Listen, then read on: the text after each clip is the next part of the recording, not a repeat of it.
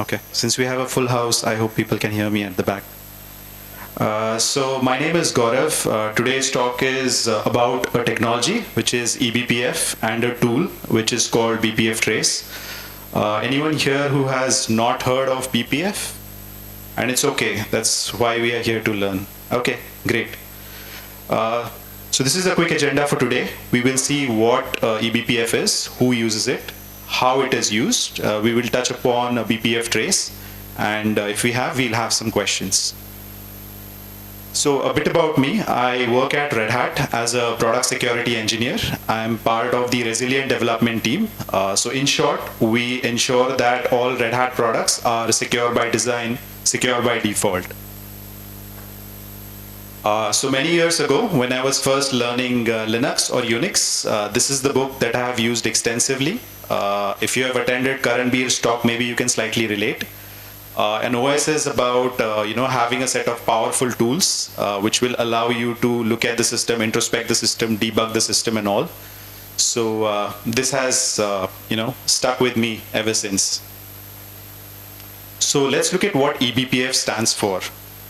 eBPF, the full form of eBPF is Berkeley Packet Filter. So eBPF is not a new technology. It has existed since the 90s.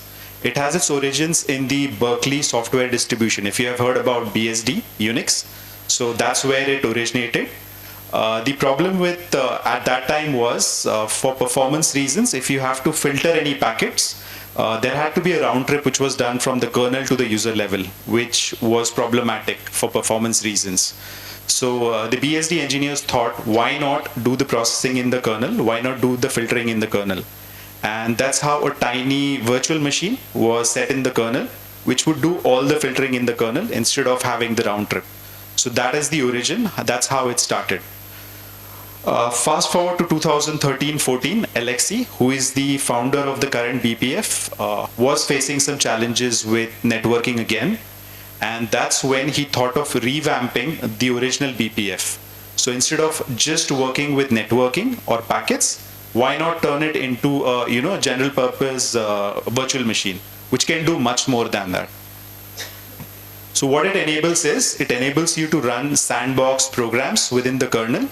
What it eventually turns up is it makes the kernel more programmable. So you have more control over it.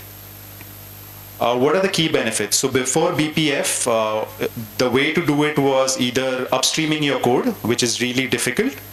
The second option was writing a kernel module, which is again has a maintenance cost overhead and also has security issues. You would require reboots if you have a kernel module. If you upgrade, then reboots are required. So with eBPF, all this goes away. And eBPF is secure. It has its own verifier. It has its own security checks. So these are the benefits with eBPF. So this is all fine, but how do you explain someone in simple terms, right? So I don't know if you are old enough to remember web from the 90s. It was just a set of static HTML pages with hyperlinks between them. There was no interactivity. So JavaScript brought that interactivity. So what it enabled is you could run tiny programs on browser events like a mouse click. And that's how you got the interactivity. That is exactly what eBPF does to the kernel. You can run tiny programs on certain events. It could be, a IO event or a packet coming in or any kernel event. And that's what enables a lot of things. So these are all the use cases that eBPF enables. Of course, networking is the number one because that's where it originates. But because of the ability to attach programs to all the events, it also enables observability and monitoring, then tracing and profiling, and also security. So who uses eBPF today, right? It seems all of the major companies are using eBPF. I think the important part on this slide is they are not using it for one case. Everybody is using it for diverse use cases. Some are using it for performance, some are using it for security, some are using it for load balancing, some are using it for observability. So it's really how you use it. There are no limits. I've given a link. If you want to see more use cases in detail, that's the link which you can use. Again, so eBPF is a cool technology. How do we use it? Simple. You write programs for eBPF to harness the technology. So here at a high level, I have kind of described. You write the eBPF program, you compile it using the CLang or the LLVM chain. It is converted into eBPF bytecode, which is like a tiny program. You load it into the kernel. It goes through some stages like the verifier, JIT compiler. Ultimately, it is executed. The output is stored to the maps, and the user can read the outputs. Here is again a simplified view. I think if you focus towards the bottom, the idea is you can attach various hooks to trace points, network events, system calls.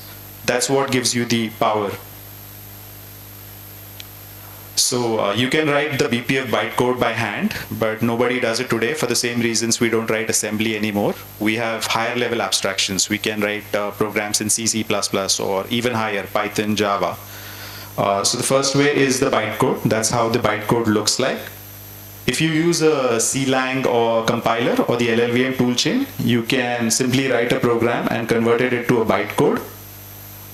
There is a BPF compiler collection, so it allows you to write BPF programs using a mix of Python and C. So the actual program is in Python, but the underlying user interface is in, the actual program is in C, but the underlying interface is in Python, so it can load the programs in the kernel.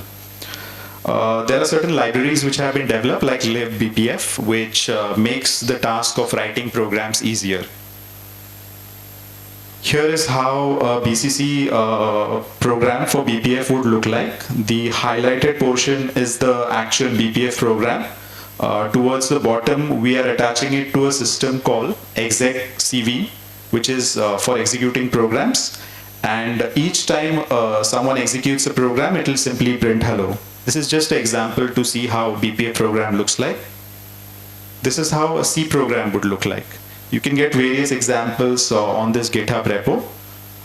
The idea of showing this was to harness the BPF technology. You have to write programs. These are simple programs, but you can see the number of lines of code is already a lot, right?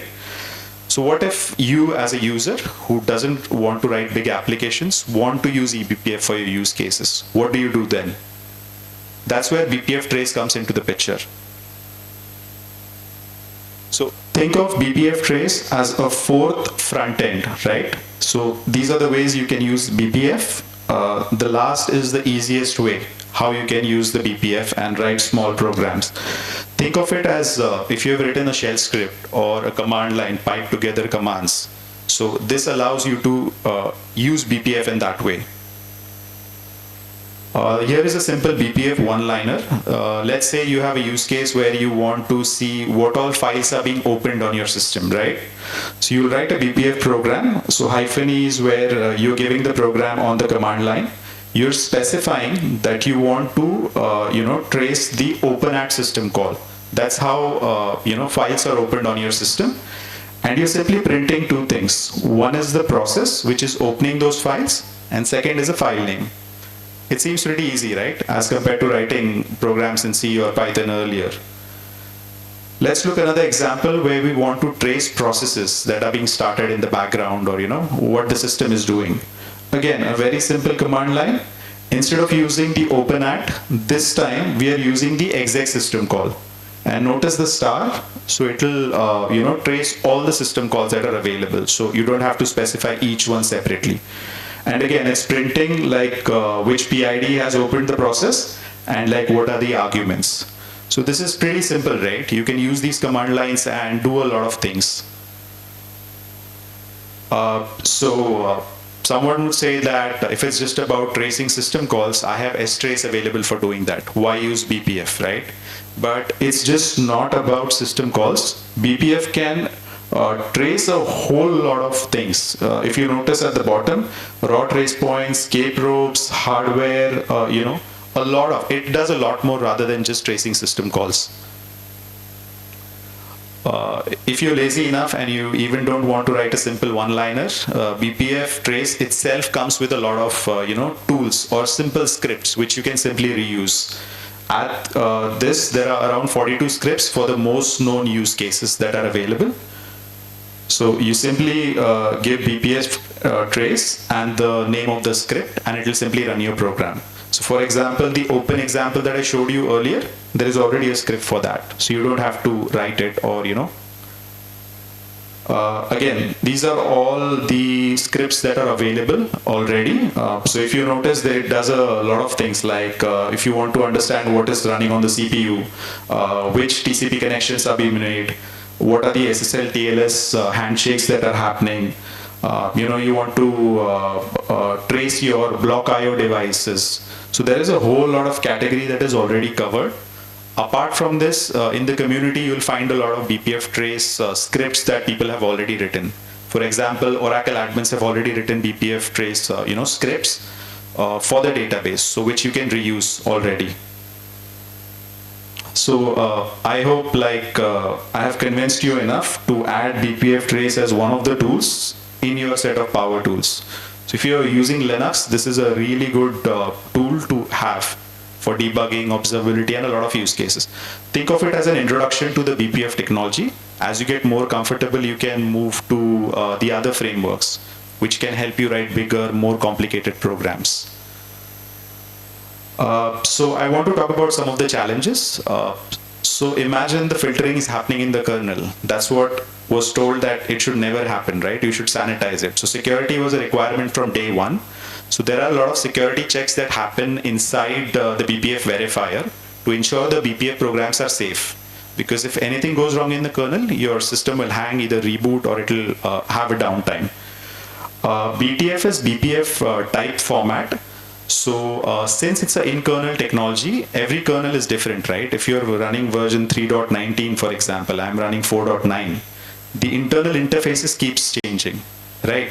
So there has to be some way of tracking this metadata. So that's the reason BPF type information is there.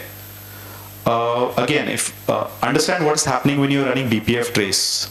When you run BPF trace, underline the compiler. There is a compiler involved which compiles your program to a bytecode, and then it runs in the kernel, right? So you have to install the entire compiler toolchain just to use BPF trace. Wouldn't it be nice if you compile it to the bytecode, and I can share the bytecode easily? So that ways you don't need the entire compiler toolchain. So there is an initiative for that called compile once, run everywhere. So we can exchange BPF programs easily without worrying which kernel we are running, which distro we are running, and so on. Again, BPF has been added in parts to the Linux kernel starting from 2014. Okay. So if you want to use BPF in the most productive way, I would suggest use a kernel which is 4.9 and above. Okay. Again, for security, Google has developed a lot of fuzzers. I hope you know what a fuzzer is. It just gives a lot of random input, hoping the program would crash. So there is a buzzer framework which is specific to BPF. So a lot of vulnerabilities were found in BPF, and they are being fixed. So if you have an interest, just look at these links towards the bottom for more information. Here is a really nice documentary if you want to understand the origins of BPF. So it talks about what the problems were. You'll find a lot of folks from Red Hat in there, as well as Google plus other companies. So if you want to understand the history, it's really a nice short documentary about how technologies get developed early and what the benefit is if you get involved in these technologies earlier, right? So here are some books if you are interested in it.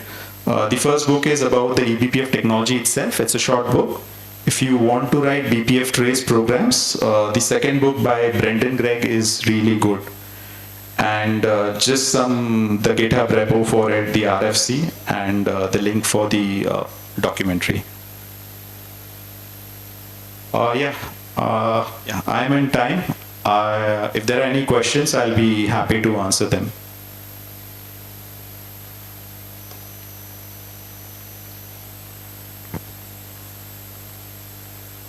Okay, if no questions now, feel free to reach out to me even after the event. Thank you.